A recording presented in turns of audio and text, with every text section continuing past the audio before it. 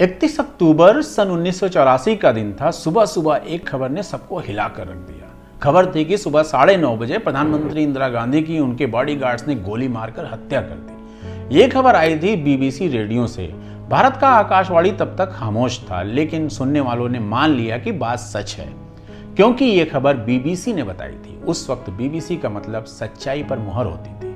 Press यानी खबरों की दुनिया भरोसे का प्रतीक होती थी। यही कहानी अखबारों की भी थी। छपा है तो सच ही होगा।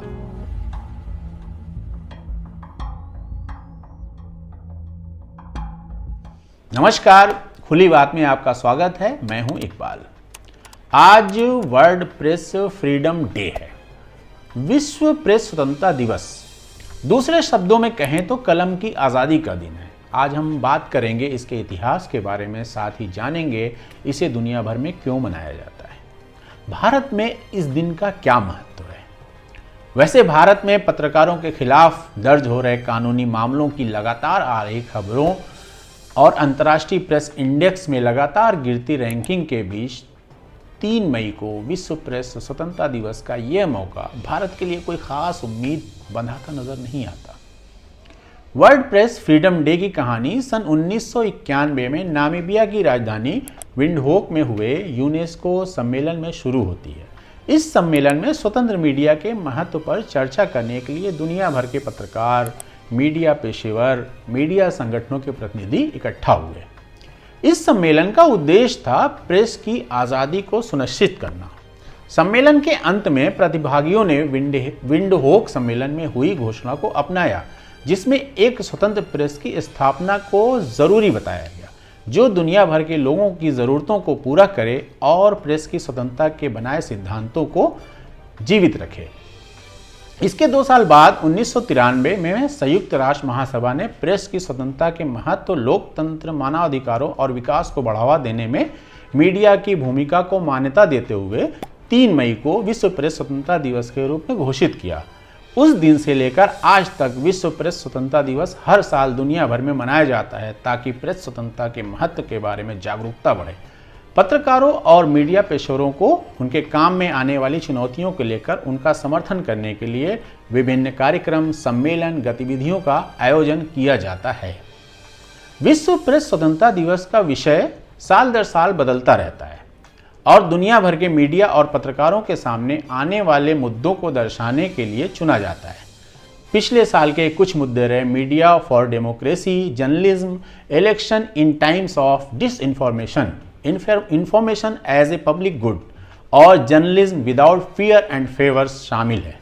विश्व प्रेस स्वतंत्रता दिवस 2023 के तहत इस साल की थीम है shaping A future of rights, freedom of expression for a driver of other human rights. लब बोलू आप ये समझिए कि विश्व में लोकतंत्र कायम रहे, पत्रकार बिना डरे, बिना पक्षपात के अपना काम करते रहें, जनता को सही और गलत का पता चलता रहे, साथ ही मानवाधिकार के दूसरे चालक के रूप में अभिव्यक्ति की आज़ादी की स्वतंत्रता कायम रहे। विश्व प्रेस स्वतंत्रता दिवस एक विशेष अवसर है जब पत्रकारों, मीडिया पेशेवरों और दुनिया भर के नागरिकों को एक साथ आने का मौका मिलता है।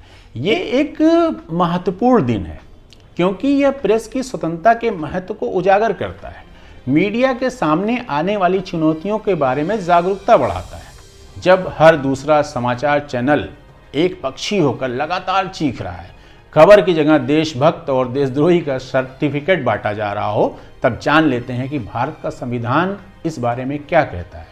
भारत में संविधान जो सबसे ऊपर है, इसके अनुच्छेद 19 के तहत भाषण और अभिव्यक्ति की स्वतंत्रता का अधिकार देता है।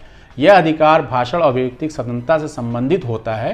प्रेस की स्वतंत्रता भारतीय कानून द्वारा तो स्पष्ट रूप से संरक्षित नहीं है, लेकिन अनुच्छेद 19A के तहत ये वो संरक्षित है, जिसमें कहा गया है कि सभी नागरिकों को भाषण और अभिव्यक्ति की स्वतंत्रता का अधिकार होगा। 1950 में रोमेश थापर बनाम मद्रास राज्य के मामले में सुप्रीम कोर्ट ने कहा कि प्रेस की स्वतंत्रता सभी लोकतांत्रिक संगठनों की नींव है। हालांकि प्रेस की स्वतंत्रता पूरी तरह से स्वतंत्र नहीं है। अनुच्छेद 19(2) के तहत कुछ प्रतिबंध है, जैसे राज्य की सुरक्षा, भारत की संप्रभुता, अखंडता, विदेशी राज्यों के साथ महत्वपूर्ण संबंध आदि। दिलचस्प बात यह है कि सन 2022 में भारत 180 देशों में 150वें स्थान पर पहुंच गया था। इससे पहले 142वें पायदान पर था, जिससे वो 8 पायदान नीचे गिर गया। वहीं सन 2016 में इस सूचकांक में 133वें स्थान पर था। इसके बाद उससे उसकी रैंकिंग बार बार गिरती रही। इस रैंकिंग में गिरावट का मुख्य कारण पत्रकारों के खिलाफ हिंसा, मीडिया में राजनीतिक पूर्वाग्रह में वृद्धि। सूचकांक के अनुसार भारत में मीडिया अन्य सम्मानित लोकतंत्र देशों की तुलना में तेजी से कथित सत्तावादी राष्ट्रवादी सरकारों के दबाव का सामना कर रहा है।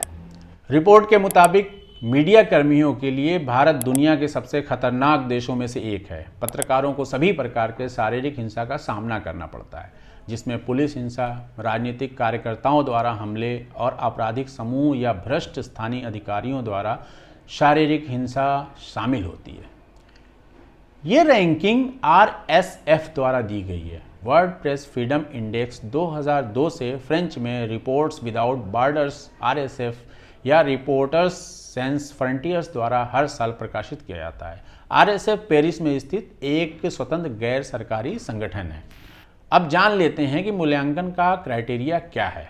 हर देश या क्षेत्र के स्कोर का मूल्यांकन राजनीतिक संदर्भ, कानूनी ढांचे, आर्थिक संदर्भ, सामाजिक संदर्भ, सुरक्षा सहित 5 प्रासंगिक संकेतों का उपयोग करके किया जाता है। अंत में विश्व प्रेस स्वतंत्रता दिवस एक महत्वपूर्ण अवसर है जो प्रेस की स्वतंत्रता के सिद्धांतों का जश्न मनाता है और लोकतंत्र और मानवाधिकारों और विकास को बढ़ावा देने में मीडिया की महत्वपूर्ण भूमिका पर प्रकाश डालता है। हमें उम्मीद है कि इस वीडियो ने आपको इस महत्वपूर्ण दिन के इतिहास और महत्व को समझने में मदद की होगी। हमारे साथ जुड़े रहने के लिए आपका बहुत बहुत धन्यवाद।